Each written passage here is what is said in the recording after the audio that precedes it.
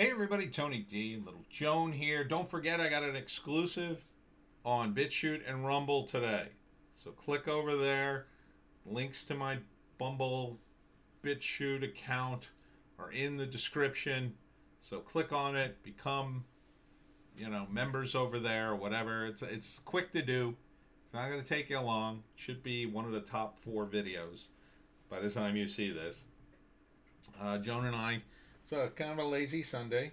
See, lazy Sunday for us. I got to do my taxes, so I got to get this out of the way. Jones, you're getting a grooming. Getting a grooming today, Shaggy Dog. Yes, you are. Yes, you are. Oh boy, you're gonna look so nice. Get a bath so she doesn't stink.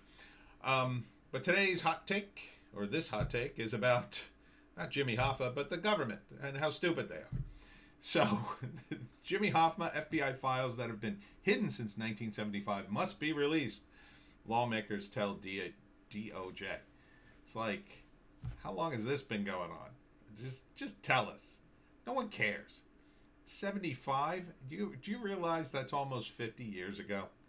How much longer are you going to hide this stuff? And really, the files aren't going to really say much. It's just going to say what the FBI thinks happened to Jimmy Hoffa. And there's been a million different stories about it. Hey, he was probably killed and buried somewhere that they never found, or they ground him up. Whatever. It's way in the past now.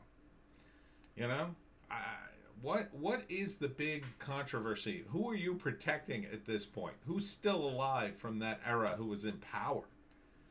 Jimmy Hoffa, if he had survived, he'd be dead by now. I mean, he was kind of old then. I was 9 in 75. I was 9 years old. Like, not that many people around, If you were in your, if you were in your 20s, you're probably in your 70s. If you were, like in your 40s, you'd have to be you'd have to be in your 90s. So, it's over. Just release the files. Stupid government. And here, New York bars and restaurants are suing state over beer virus curfew to get temporary okay to stay open later. I mean, this is ridiculous. The state has no authority to close down anything. None. Zero.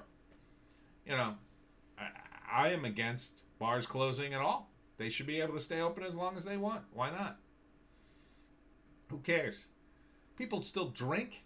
You think they're going to stop drinking. There are after-hours clubs they go to. I knew a guy who would drink all night. He bragged about it. He's like, oh, yeah, and then, when the bars close, I go to this place until 6, and then I go to Denny's, and, needless to say, he got into a terrible accident, nearly died, and changed his life. So, I'm not saying it's a great thing, but, we do have Uber now and Lyft.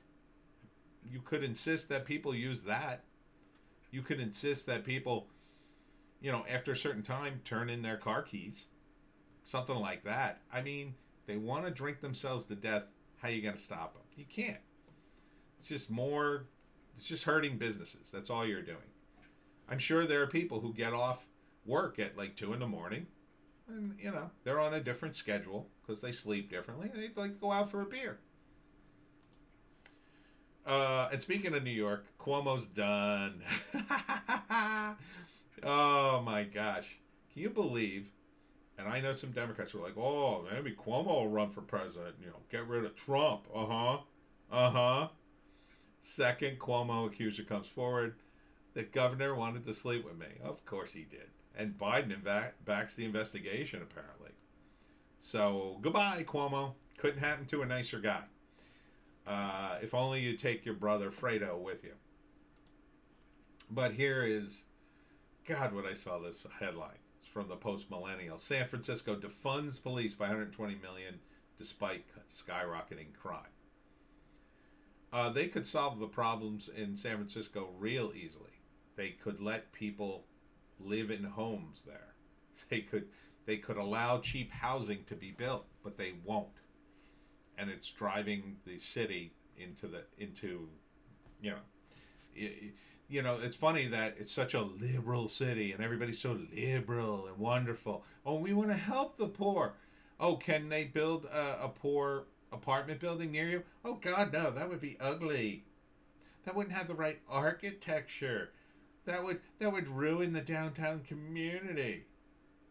How's it not being ruined now with homeless people pooping everywhere? The poop patrol's still going on in San Francisco. Oh, but they diverted 120 million from local law enforcement to the city's black community. Okay. I mean, as the 6 or 7 black people that can afford to live in San Francisco, I guess.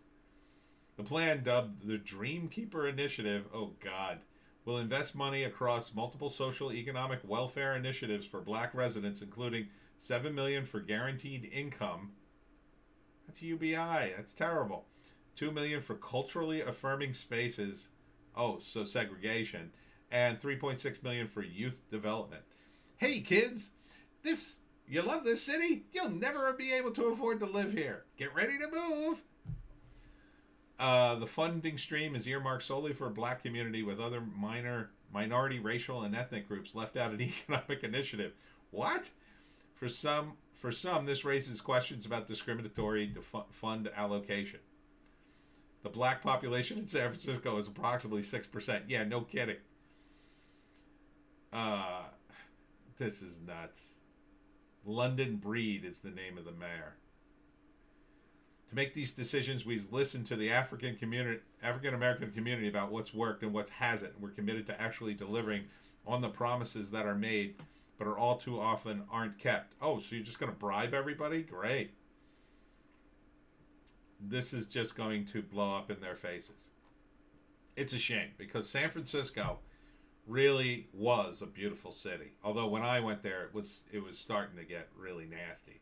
This is prior to the Poop Patrol, early 2000s, around 2008 or 9, somewhere around there. I went, stayed in a great hotel, and went to a comic book convention. I think it's WonderCon out there, but there were still tons of homeless, and things were starting to close. The Virgin Megastore was closing, and it was just all run down, and there were a lot of rundown places, but they were kind of high-end rundown. So the rundown Virgin Megastore was like, it was going out of business, so it was just sloppily kept. Like there was merchandise everywhere, like all over the floor and stuff. It was weird. And there were homeless guys in the street everywhere. You had to be careful. I would not live there, obviously, because I mean, when I went back there, the first time I went was in the late '80s after I graduated college to visit some friends, and it was a beautiful city. I mean, I went to the Exploratorium, and this was prior to Starbucks being everywhere in the United States. They had coffee houses. I was like, oh, these are great. I wish we had a coffee house in New Jersey. I'd hang out at these places. I mean, I wouldn't get coffee. I would get iced tea, but still, it was a cool place to hang out. And I just thought this would be such a great city to live in. The weather's nice, but you can't afford to live there. And part of the reason is, they won't allow anybody to build anything. There's an article, I forget where, but it tracked this guy's 10 years effort to build. He just wanted to build a small apartment building, a moderate income apartment building, and he owned the land and he had everything ready, but the various factions in San Francisco just wouldn't let him build it because it had to comport with everything in the neighborhood.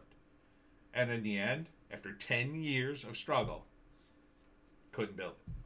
They made it completely unaffordable.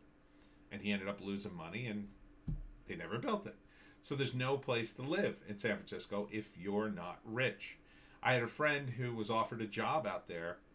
I think it was 50 or 70K a year. And he said, I'm not taking it because as much as he wanted to live there, and he wanted to go, but he couldn't make it work because that was too low amount of money to live, in an apartment. He would be in a terrible part. He said, I could make it work, but I'd be in the worst part of the city. And who wants to be in the worst part of a city? That's terrible. At 50, 70K, you know how I could live with that kind of money? I'd be like a king. If I was making that kind of scratch, oh my God! And New Jersey isn't cheap, but I would be very, very comfortable with that kind of money. and you can't make that work in San Francisco, that's a real problem. But don't worry, Biden will just pour money into San Francisco in these idiot programs. I mean, $7 million you're just giving away. How's that work? You collected the taxes from them, you morons. You collected the money from them, and then you hand it back to them, and then tax it again. That's the insanity of your local government, of any government, really. And here's Minneapolis wasting some money. Minneapolis spends $1.8 million to spread city-approved messaging about George Floyd's trial via social media influencer. Well, that's money well spent, isn't it? That's money well spent. God, that's a terrible mural. He looks awful in that mural, doesn't he? I mean, geez, open his eyes. Make him look like a person. That's not a good look for George Floyd. I mean, I guess it looks like him, but I think he had a little more life in those eyes than that. I mean, he liked to party down, that guy. The city of Minneapolis will be hiring 6 social media influencers to spread city-approved messages about the trial of Derek Chauvin, the police officer being charged with the murder of the death of George Floyd. CBS News reports. 6?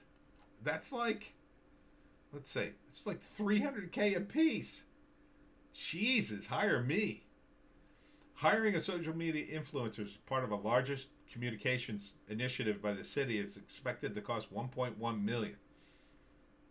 Each of the 6 social media influencers will be paid $2,000. Oh, $2,000 in total? The influencer, well, where's the rest of the money going? Did I get that right? Well, it says 1.8 in the headline and 1.1 here. Influencers are supposed to dispel misinformation about the trial and killing and are expected to largely be targeting minority groups within the city. So in other words, propaganda. I mean, in other words, the city doesn't trust the news. The news that helps them every day because they're rife with Democrats in Minneapolis. Yeah, no, they're no good. We'll have to do it ourselves. Yeah, that's not going to work. The plan received pushback from some residents, with one local Instagram user boasting 11,000 followers expressing concern the city-approved messaging won't correct misinformation, but rather create an official narrative. Yeah, no kidding. And I don't think people will listen to it anyway, but still, it just seems like an insane waste of money. The Minneapolis Legal Rights Center Executive Director Sarah Davis said that the city's hiring social media influencers reflects that they know the lack of trust between the community and city institutions. Yeah, in the media. So good luck with that. That's the dumbest thing I've ever heard. What an incredible waste. Can you imagine living in Minneapolis? How much money they've wasted? They defund the police and then they do this. 1.8 million. You could have bought some more police officers. They've already had to spend millions trying to lure some of them back. Good luck with that. And finally, I'd like to end on a positive note. New Jersey plumber family drive 22 hours to help Texas storm victims. There was a rallying cry for help from Texas-based plumbers. And here he is, Andrew Mitchell, and his family headed to Houston on Texas on February 20th to help storm victims. That's so nice. That is so nice. Andrew Mitchell, whose dream to become a licensed plumber became a reality earlier this year, felt like it was his calling to go and help. That's so great. Good for you, man. And the pipes must have been bursting everywhere. Jeez. Well, that's great. He's got all his tools there. There's his family. That's nice he brought his family, too. That's great. Good for you. This guy ought to get an award or something. I hope he got paid. I hope it didn't cost him a lot of money. I mean, obviously some of the victims probably don't have money, but maybe they gave him a little bit of money so he's not, totally out of pocket for this. But wow, that's really nice. I hope that, now see this guy, he deserves a GoFundMe page. Somebody ought to build a GoFundMe page, raise some money, just to give him some money, and keep him doing what he's doing. Encourage more people to do that.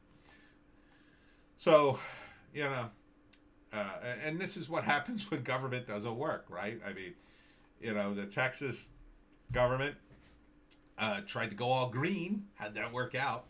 And everybody ended up with busted pipes and a freezing house. So thankfully, New Jersey hasn't gone green yet. They're trying. They're trying. They're building a giant wind farm in Salem, which is going to be a boondoggle and a half. And I'm sure all our electric bills will go up, or our electricity will go. But until then, we're okay. But good for you, Andrew. Okay, that's it for this video. See you in the next one.